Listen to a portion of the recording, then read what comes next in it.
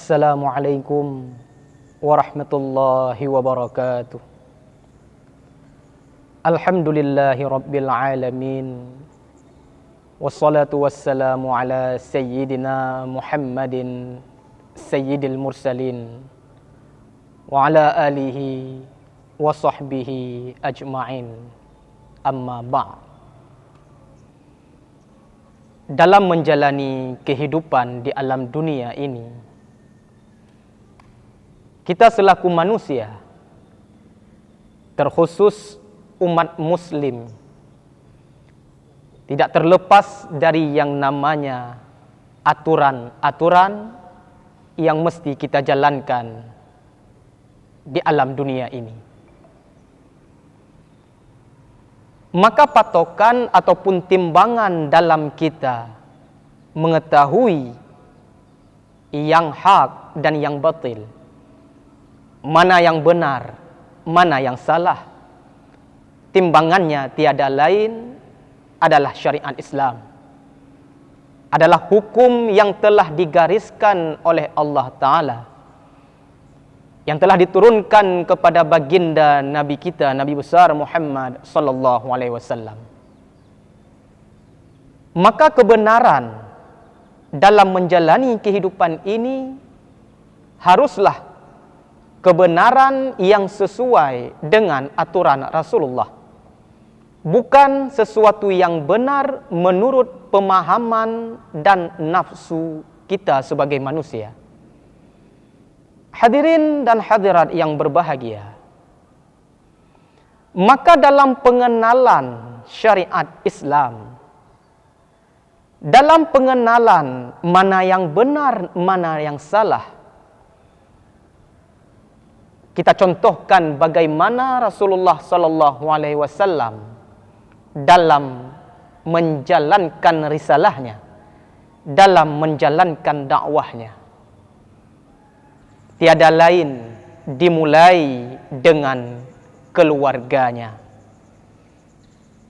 Di samping kita berdakwah, memperkenalkan hukum Allah, mengenalkan syariat kepada masyarakat dan khalayak ramai, kita juga wajib dan bahkan ini yang sangat inti, yaitu memperkenalkan syariat kepada keluarga kita.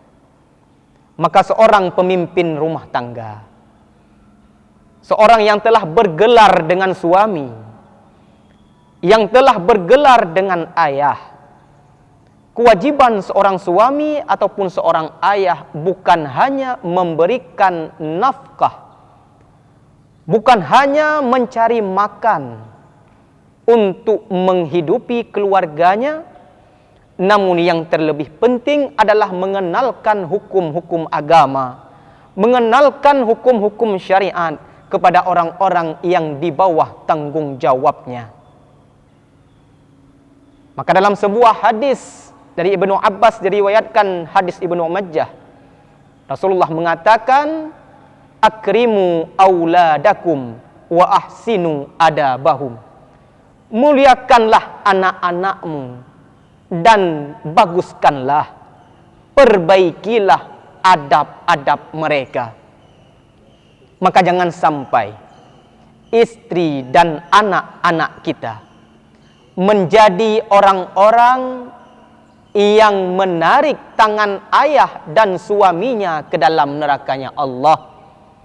Jangan menjadi musuh dalam keluarga kita sendiri. Dalam Al-Quran Allah berfirman, ya ayyuhalladzina amanu, wahai orang-orang yang beriman, inna min azwajikum wa auladikum aduwwal lakum. Sungguh sebahagian daripada istri-istrimu dan daripada anak-anakmu menjadi musuh bagimu. Allah mengkhitabkan di sini di dalam keluarga orang yang beriman.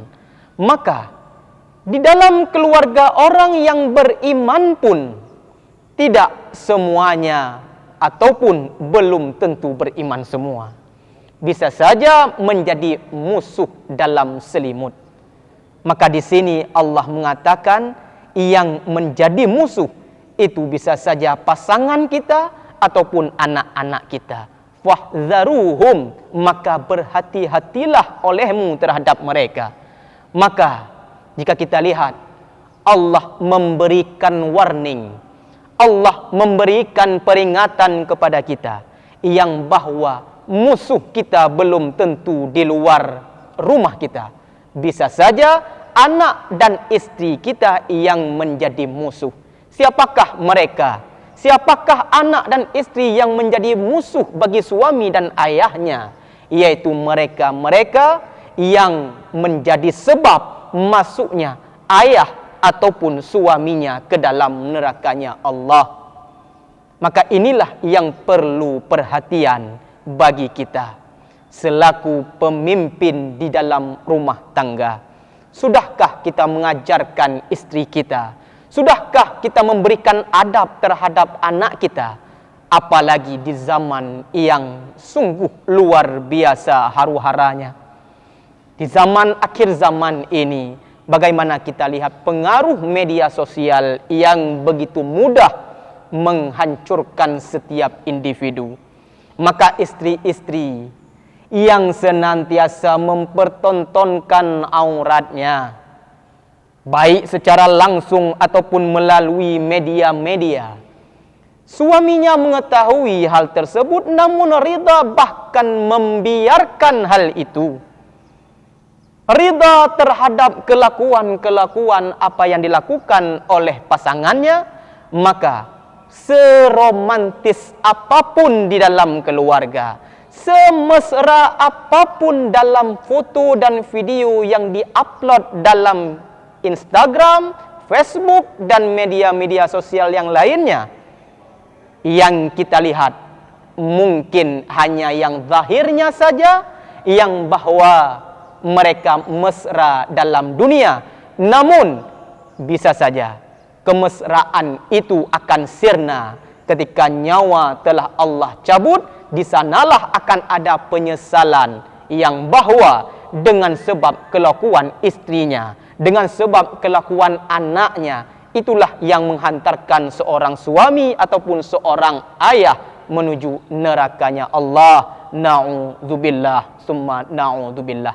Maka hadirin pemirsa, mulakanlah pengenalan syariat, perkenalkanlah tauhid, perkenalkanlah hukum-hukum agama, fikih, akhlak, dan lain sebagainya yang menyangkut dengan syariat, mulai dari keluarga kita. Qu anfusakum wa ahlikum nara, jagalah keluargamu dan diri-dirimu, jagalah dirimu dan keluargamu daripada api neraka. Maka caranya adalah dengan mengajarkan syariat Islam, mengajarkan hukum-hukum Allah kepada keluarga kita. Moga-moga keluarga yang kita didik sesuai dengan hukum Allah menjadi keluarga yang sakinah, mawaddah, warahmah, sebagaimana bersatu di dunia, romantis di dunia, maka insya Allah akan bersatu di dalam surganya Allah bersama keluarga kita. Amin ya rabbal alamin. Sekian, moga-moga menjadi bahan renungan, mau'izah bagi kita bersama. Hadanallah wa iyyakum ajmain. Wassalamualaikum warahmatullahi wabarakatuh.